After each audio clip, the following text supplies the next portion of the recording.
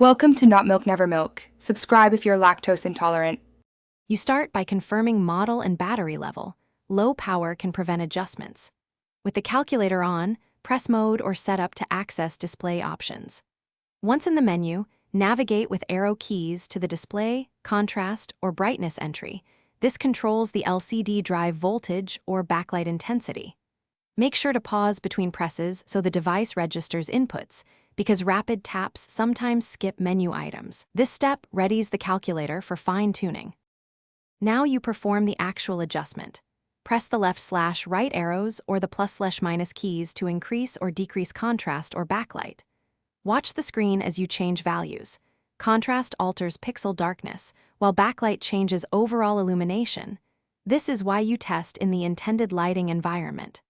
Once the display is readable, save settings with Exit, OK, or AC depending on model, and make sure to confirm the value. Otherwise, the calculator may revert to the previous setting when you exit.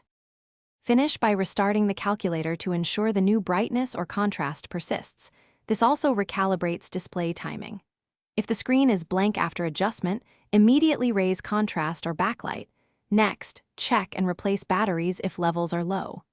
If the display remains unresponsive, perform a soft reset and only use a factory reset as a last resort because it erases memory.